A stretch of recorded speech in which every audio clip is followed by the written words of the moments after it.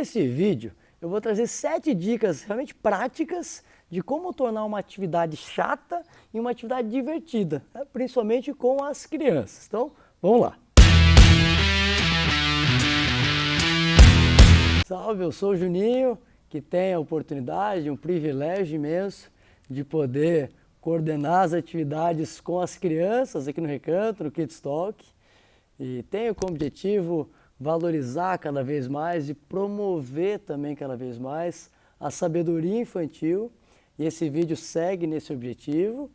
Agora, esse vídeo ele é inspirado em algo mais específico, que eu vi semana passada num post no Instagram, um pai que perdeu um filho de 3 anos, escreveu algumas regras que, segundo ele, que perdeu o filho de 3 anos, todos os outros pais deveriam seguir essas regras.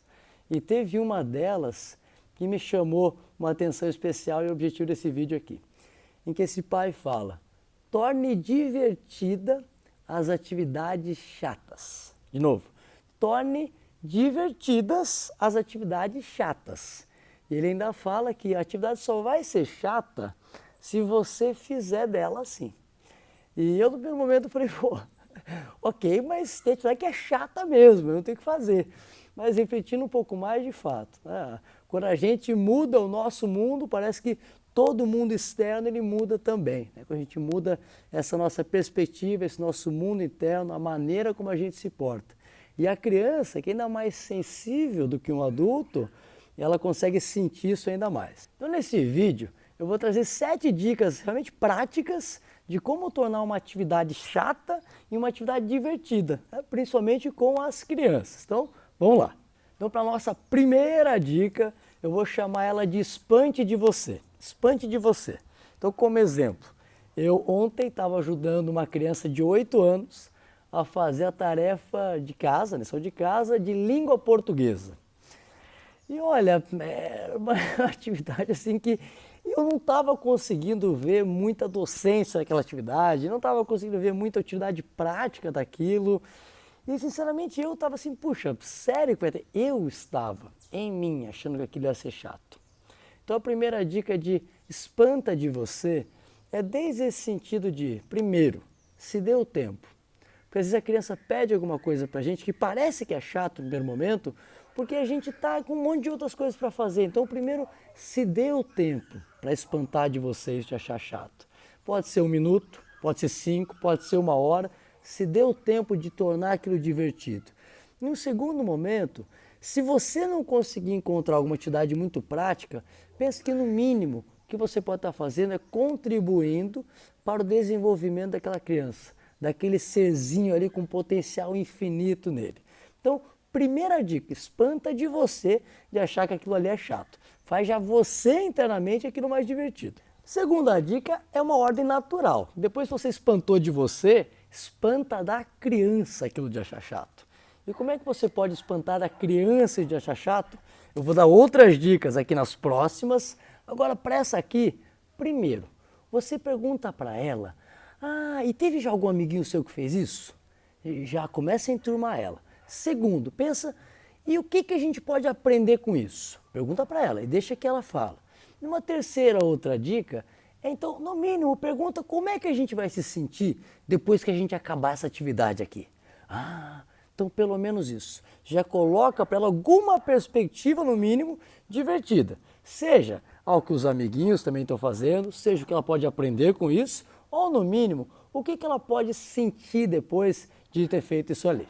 Essa terceira dica eu acho divertida por si só. Que a dica é, faz teatro, né? Mexe o teu esqueleto, faz um monte de gesto. Então, por exemplo, você perguntou para a criança, como é que ela vai se sentir ao acabar aquela atividade? Você vai sentir assim, fortuna, isso, vai sentir um sentimento de conquista. Como é que é um sentimento de conquista? Faz aí o teatro para mim, como é que é a pose disso? Outra coisa que você pode fazer, puxa, essa atividade aqui é difícil, então vamos aquecer para essa atividade? E faz isso, faz a criança se movimentar. Vamos aquecer então, vai. Agora aquece aqui. Uma outra coisa de teatro, de mexer o corpo, faz uma dancinha para comemorar cada avanço. Não tenha medo de parecer bobo, se diverte junto, se divertir é isso. Então faz teatro, faz dancinha, mexe com com o corpo, faz gesto. Essa é uma dica muito prática e muito útil que a criança adora. Ela começa a se envolver ainda mais. A quarta dica você pode fazer junto com o teatro, ou se você quiser, você pode fazer só ela. Que a dica é tom de voz. Olha só, se eu ficar falando aqui sempre no mesmo tom, fica monótono. Agora, se você fala um pouquinho mais alto, de repente você fala um pouquinho mais baixo, aí você pausa e de repente fala mais rápido. Você pode fazer com o seu tom de voz uma montanha-russa divertida. E aí você pausa.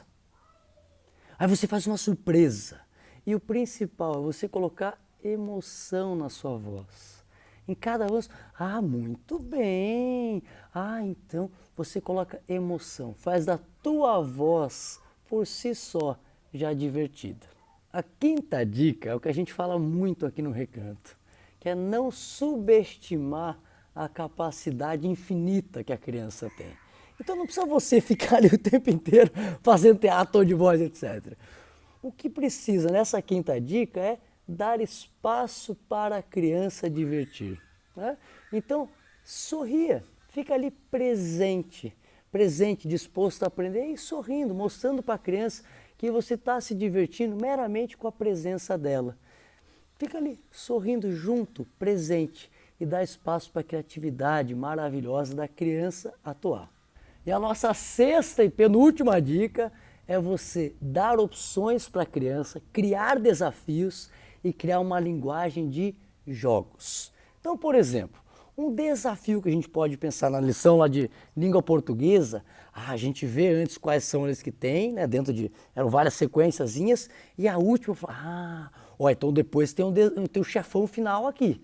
Se a gente vai conseguir fazer esse chefão também, eu coloquei uma linguagem de jogos e criei um desafio. É divertido, é legal ser protagonista. Então você vai criando aquele desafio. E uma outra coisa é você dar opções.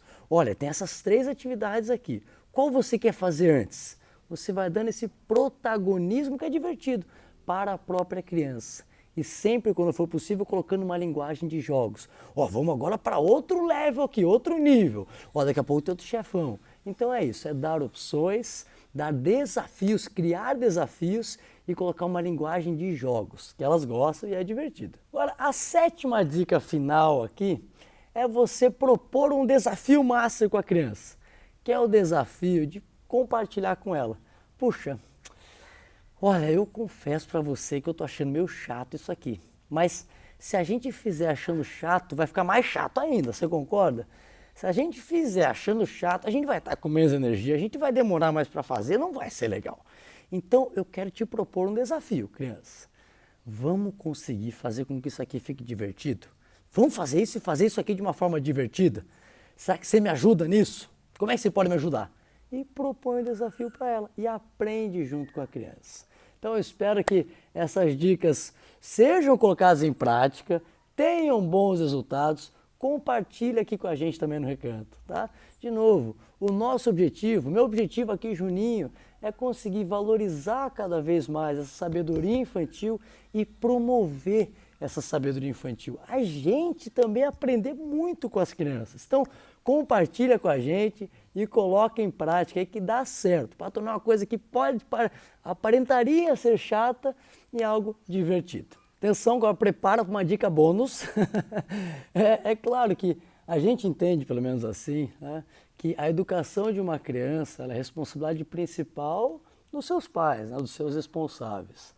Agora, uma ajuda que é feita com amor, né, acho que é sempre muito bem-vindo. Né?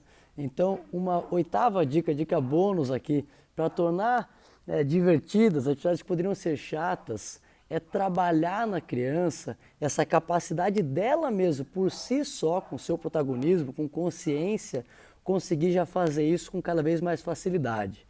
E a dica então é, além de ter isso em mente, né, de trabalhar para a criança pense por conta própria, a 8ª dica é de fato, permitir que essa criança participe do Kids Talk do Recanto. Né? Veja, se você acha que não é legal, veja os feedbacks de outras crianças, dos pais de crianças que já participaram, para você ver realmente como o que a gente tem feito no Kids Talk é algo, primeiro, muito bonito, em que eu, Juninho, que conduzo a atividade com elas, constantemente choro ali com elas, choro de gratidão, de emoção em pensar no que essas crianças estão aprendendo e o quanto que elas vão poder propagar esses valores, né, como constância, paciência, persistência, amor, generosidade, etc., com o mundo. Né? E também eu fico feliz em ver como elas vão aprendendo de fato, a entender mais como elas podem ser protagonistas, inclusive isso, em tornar divertida alguma atividade que poderia parecer chata. Então, a oitava dica bônus é confere o que é o Kids Talk do Recanto, né, e vê se o seu filho não consegue participar. Eu, pelos feedbacks que a gente recebe, vejo que é algo muito bonito e muito útil para o desenvolvimento dessa criança. Valeu, tchau!